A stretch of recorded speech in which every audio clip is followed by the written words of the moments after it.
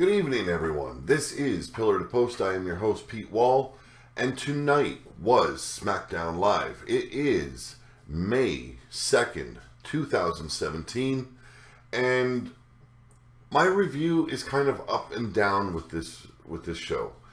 The last match, I'm not going to take anything away from the main event. It was a great match. It was a great ending because we all know Jericho's going on tour with his band Fozzy. So that was a good way for him to go out. Basically, storyline is he's injured. He's going to be out for a while. That way he can do his bit with Fozzy. Now, but before we go on too far, I want to give a shout out to all my VidMe followers and all my YouTube subscribers. I appreciate everyone subscribing and following. You guys have been great. Just trying to get a little bit more communication between me and the viewers out there. So please, if you have a comment, use the comment section below. I will answer every question. I will reply to every comment. Just trying to be a little bit more interactive here on Pillar to Post. Now, what had me with the ups and downs? Well, we've got what doesn't make sense to me. How forgiving the WWE fans are when it comes to a heel turning face and a face turning heel and so on and so forth. Now, we have Charlotte. They're trying to make her a baby face. They're trying to make her more sympathetic towards the fans. And it wasn't that long ago when she came in demanding a title shot. Like, it was, what, a week or two ago? And using her heel demeanor. And this week, they're cheering for her. It astounds me how forgiving the WWE Universe actually is when it comes to these flip-flops with heel becoming faces. It just, you think it would take a little bit more time for the fans to warm up to the new angle. But not in this case. She was getting cheered tonight, and it astounded me. Now, also, just what the god-awful thing what was going on in Sin Cara's mind when he put together that outfit tonight.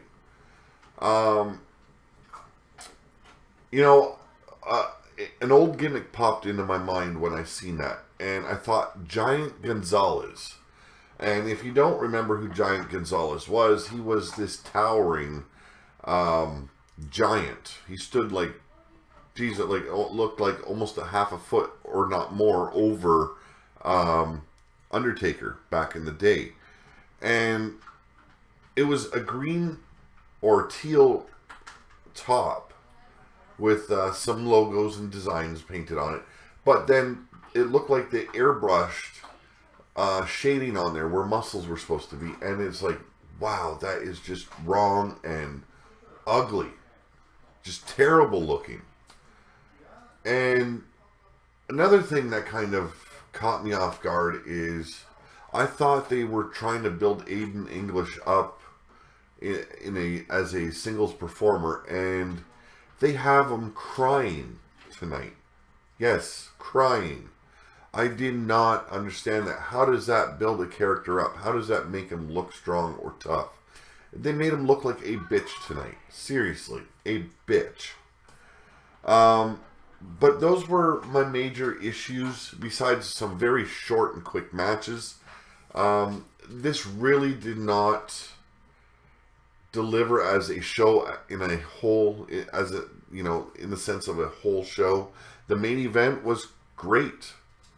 The main event was a really great match. But Raw won out again this week. I hate saying it.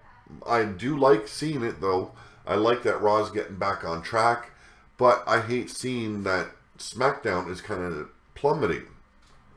What the hell's going on? Did they switch creative writers or what? Does not make sense to me. But we're going to rip into the show. And we're going to start off with a a pre-tape segment that happened before SmackDown actually started. Now, earlier in the day, Jinder Mahal was conducting his official photo shoot as WWE Champion. Shane McMahon interrupted his moment and repossessed the title for SmackDown Live tonight. And basically told him the title did not belong to him yet. He had to actually earn it. A quick little segment. Worked good. They're building up the storyline between him and between Jinder Mahal and Randy Orton, so it works. And then right after the intro to SmackDown, we had Shane McMahon join us in the ring. And he's the one that kicks off the show and introduces the crowd to their brand new United States Champion, Chris Jericho. Now Y2J makes his way down and announces that Tuesday nights are now the new show of Jericho. He invites the crowd to smack it down, man. Shane announces that Jericho will defend his title against Kevin Owens later tonight, but they are interrupted by AJ Styles. The Phenomenal One makes his way out and reminds Chris of their history together and says a lot has changed since they faced off, calling SmackDown the house that AJ Styles built. Jericho says he made Owens tap out at WWE Payback and threatens to put AJ on the list. But they are interrupted yet again. Kevin Owens makes his way out and says that the scene in the ring is the most pathetic thing that he's ever seen. He thrashes AJ Styles and the crowd starts chanting, "You tapped out," at the former champion. Owen says it doesn't matter what happened on Sunday because he's going to finish what he started tonight. He tells Jericho that if he thought the Festival of Friendship was bad, as he's talking, Styles leaves the ring and the two start brawling on the ramp until officials finally break it up and split them apart. Now, he made a comment and I really can't remember. I'm going to be honest, I was very, very tired tonight. Very tired. I did not sleep at all last night or the night before. So it was very hard for me to get into the show to begin with. Like I said, I had like an hour nap today, and I am exhausted. So that might be why the matches seemed off to me. Not gonna say it probably isn't all SmackDown's fault, but all in all, I'm gonna keep to it. Like, this show just was not doing it for me as a whole. Now, I can't remember what Kevin Owens said to AJ Styles, but AJ Styles took offense, ran up the ramp, attacked Kevin Owens, put the boots to him, and they had to be separated by officials. It was a good way to start the show, a little brawl. The segment I liked. I did. I enjoyed the segment. Now up next, we have Jinder Mahal versus Sami Zayn. Now, Sami is in total control as the match starts, outmaneuvering the bigger man and chain grappling him to the mat. Jinder shoves him off, but is caught with a pop-up drop kick that sends him to the floor, recovering with the Bollywood boys as we go to commercial break. Now, when we come back, Mahal has his opponent in a side headlock. The show footage of the boys getting involved during the break, causing a distraction and letting the number one contender take control. He hits a big power slam and starts stomping away at Sami Zayn, while he's in the ropes. Jinder levels him with a series of shoulder tackles and goes back to the headlock, throwing knees to the back. They fight up to the top rope and Sami blocks a superplex, throwing wild rights and lefts, but is caught with a high knee strike coming back down. Now Zayn hits a series of lariats followed by a springboard crossbody for a 2 count.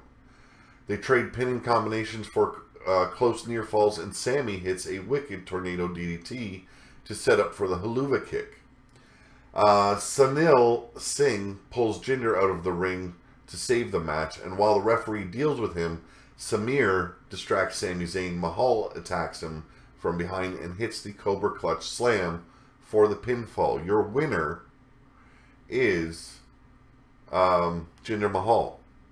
I'm going to take a quick swallow of water because I got a really serious tickle in my throat. Biking in the rain yesterday to pick up parts for the car was not a smart decision.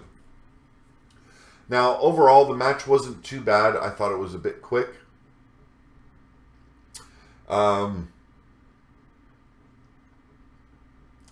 They are building up Jinder Mahal pretty good. They are. I'm not going to deny that. I'm actually interested in what they're doing with him. I just hope that when they get to Backlash, he meets Randy Orton.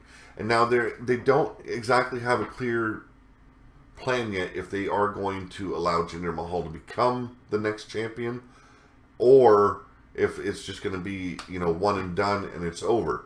They are not clear yet. As we've noticed from WWE in forever, they're changing their minds continuously right up to the pay-per-views or the live events.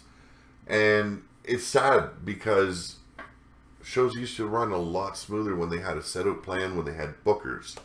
But we got what we got, and we have to swallow it. Like I said, not a bad match. I'm waiting to see how far they're going to take Jinder Mahal. I really am. Really am wondering how far they're going to take it. Now we get a backstage segment with Becky Lynch, and she's shown walking backstage and runs into the gaggle of heels. I say gaggle of heels because Jesus Christ, these women. Natalya, Carmella, No Chin, James Ellsworth, and Tamina Snuka. Natalya says they are just watching out for Becky, and they complain that Charlotte came over to SmackDown Live and was just handed opportunities without earning them. She reminds Becky how many times Charlotte has screwed her over and asks her to join them in their quest to make SmackDown theirs again. Becky says she never thought about things that way and promises to think about it. There's more to come with this later on in the show. But we get a second backstage segment, and this time it's with Dolph Ziggler. Now, Dolph Ziggler is backstage with some random people complaining about how management has built an entire show around a guy who's not even here tonight. He continues whining about Daniel Bryan and Shane McMahon until he turns around and sees Shane McMahon standing behind him. Ziggler says he wasn't impressed by Nakamura and tells them to watch what he does to Sin Cara tonight. And,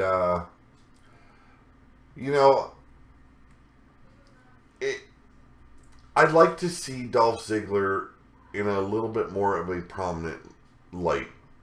I really would. He is a very skilled wrestler. He is very interesting to watch in that ring, especially when he can hook up with the right guys.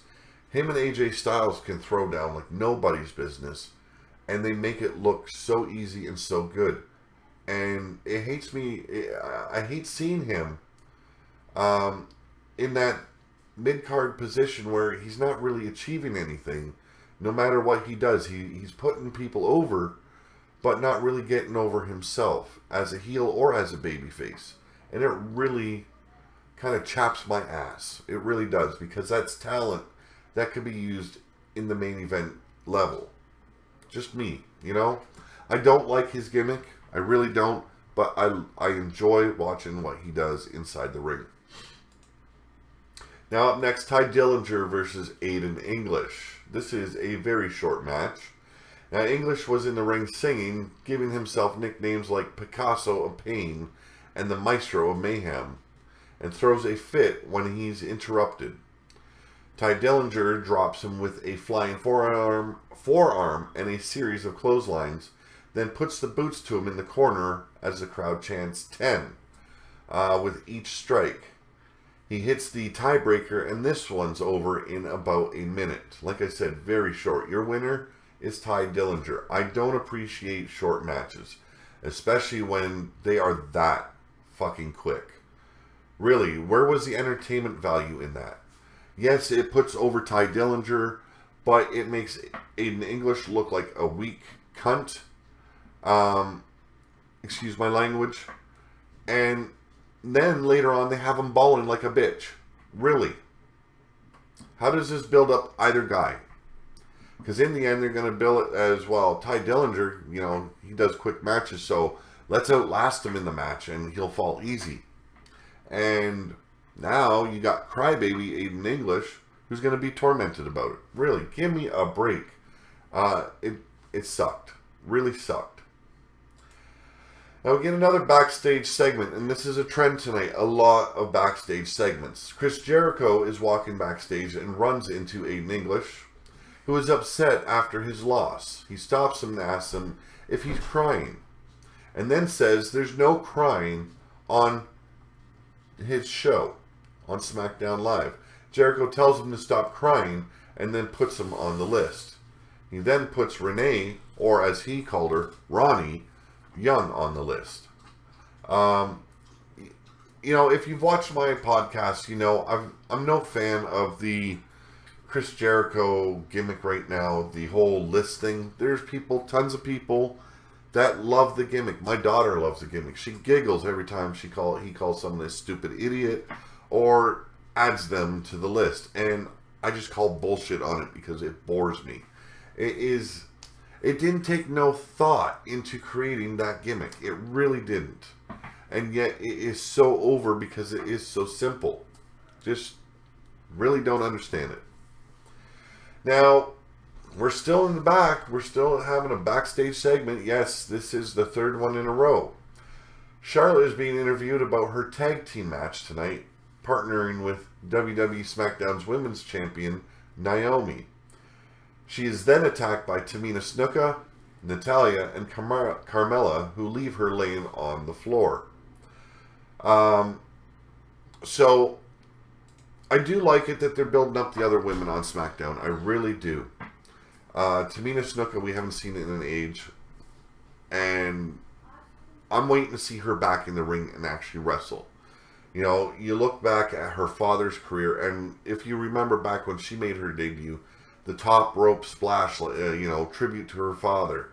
And as powerful as this woman is, I would like to see her do something in the ring for a change. But we did not get that tonight. It would be Natalya and Carmella facing Naomi in a handicap match, or at least that's what it would be at the beginning of the match. Charlotte clearly injured by the attack in the locker room or backstage. So, up next we got Naomi and Charlotte Flair versus Natalya and Carmella. But, after Naomi makes her entrance, there is no tag team partner they're waiting for. So, Naomi is going in alone here to start things out. Carmella tries to throw a few kicks, but they do literally nothing. And the champ destroys her with a series of her own kicks, followed by her rapid-fire kick spot. Then a big spin kick to the face. Natalya tags in and backs Naomi into the corner, throwing her hard to the floor, but is caught with a head scissors takedown to the floor as well. The champ goes after her, but is caught and thrown into the steel steps. The heels alternate tags to keep the pressure on for several minutes, until Naomi and Natalya collide with a crossbody in the middle of the ring. Both women attempted to hit a flying crossbody after hitting the ropes and just took the wind out of each other.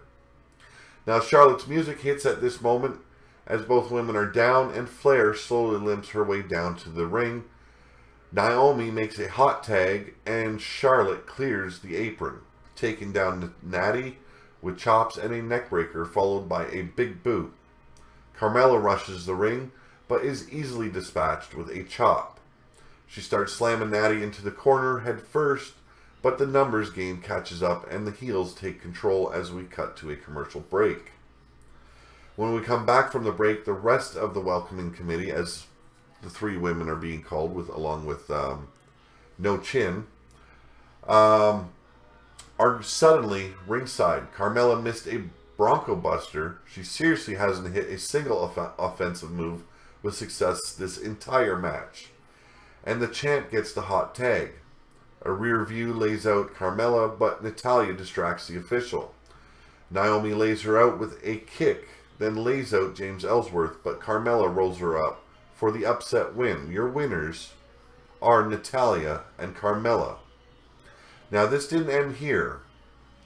The heels rushed the ring right after the pinfall and beat down Charlotte. Naomi tries to fend them off, but it's too much of a handicap.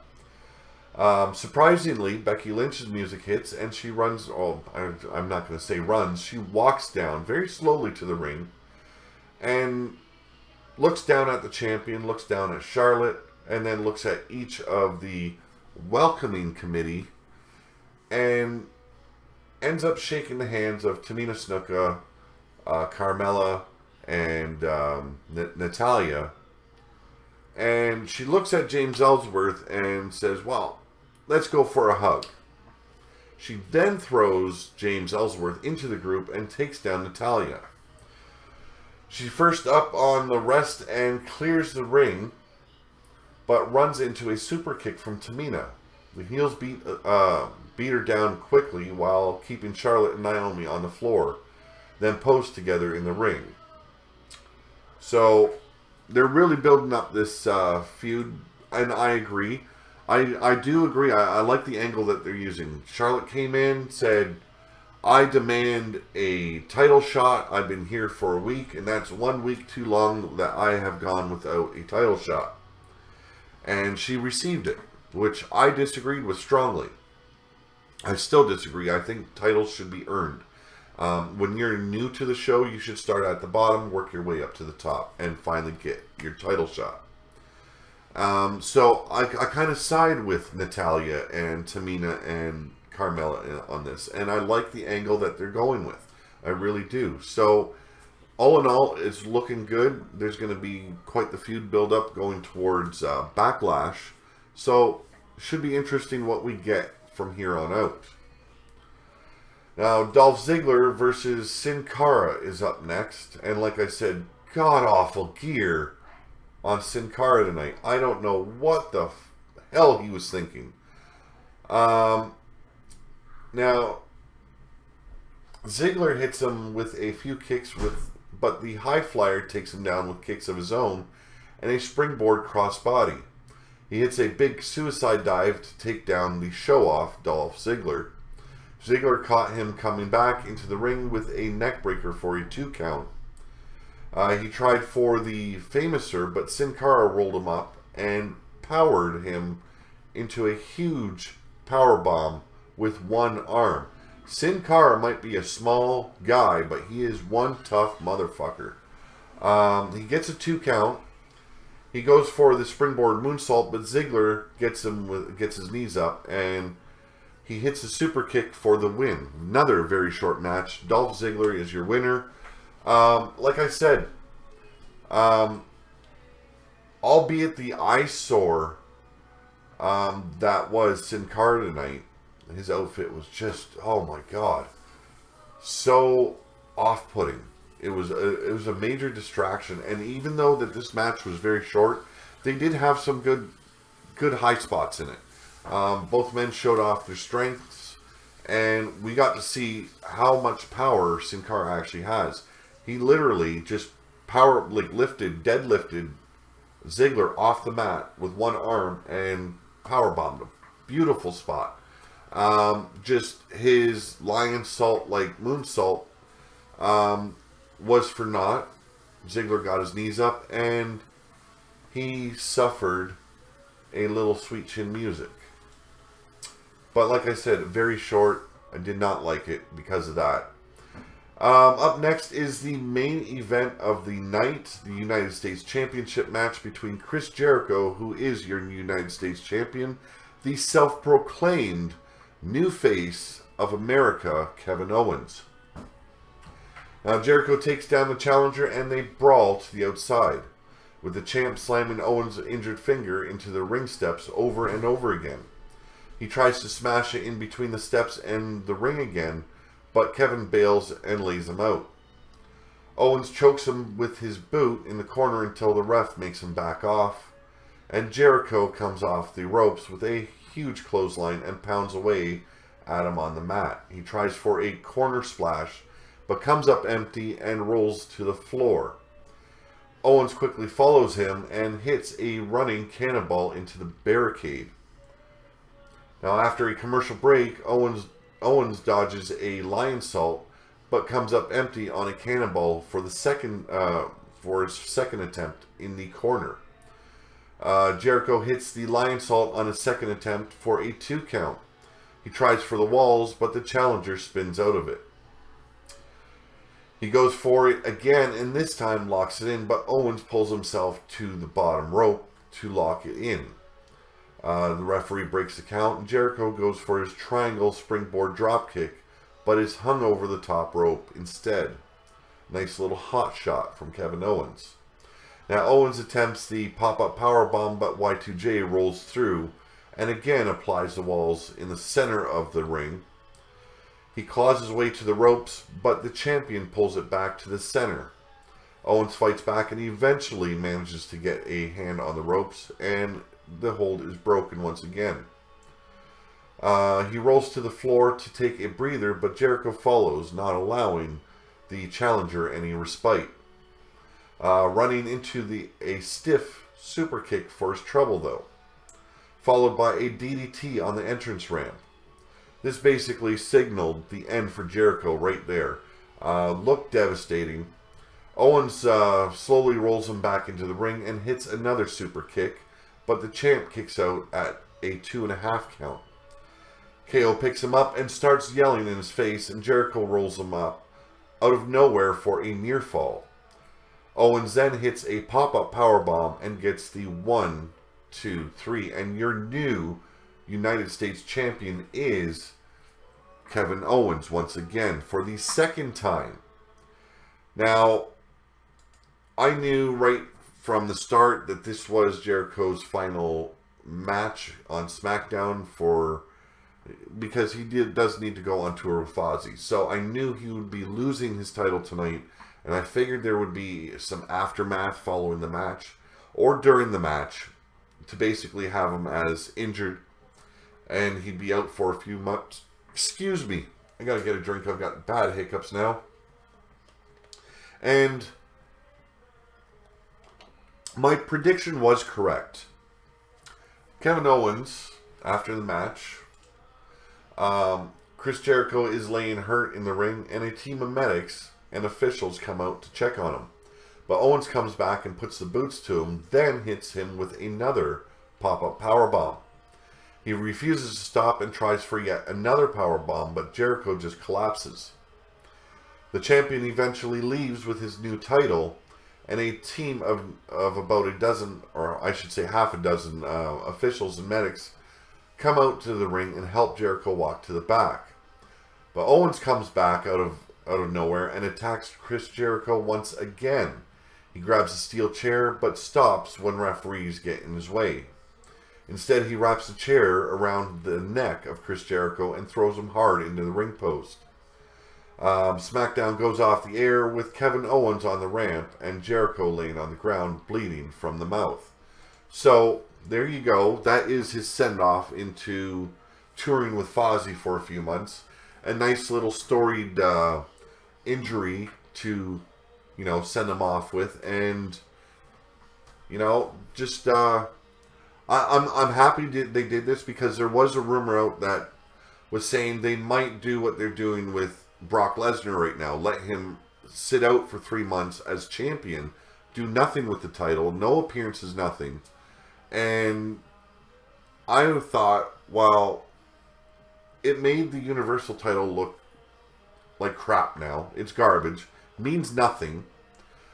Why do that to the United States champion? You need to build it up like they are trying to do with the Intercontinental title on Raw. You need to build up your mid-card title. It needs to be worth something.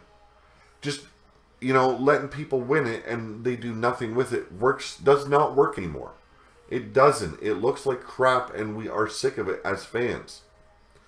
But that was your SmackDown review, results, and reaction show. Like I said, Monday night clearly won out.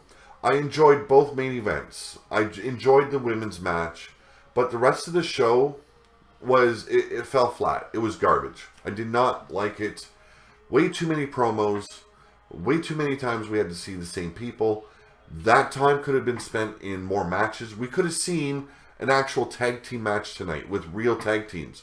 Instead, we get a tag team match with the women, but no actual tag team. Now, there was a segment I did not call out, and it was about the Fashion Police. And it was like a little video package of them portraying police officers.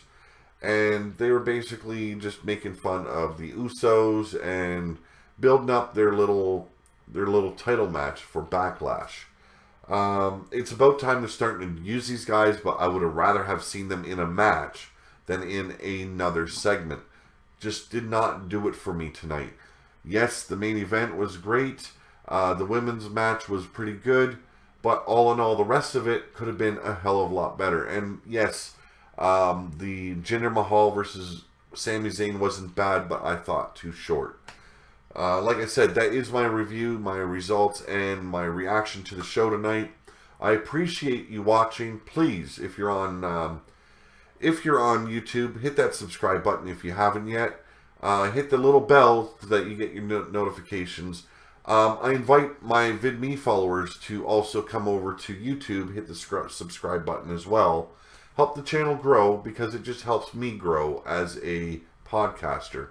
Continue to follow, share the videos out, and you guys all have a great night, and we will see you tomorrow after NXT, and maybe an extra video beforehand. Like I said, I appreciate you guys following. I'm enjoying this. I'm having fun with it. Please continue to support the channel, and I'm going to do whatever I can to make this an interesting channel for all of you to watch. So, like I said earlier, have a good night. This is Pete Wall, and you were watching Pillar to Post.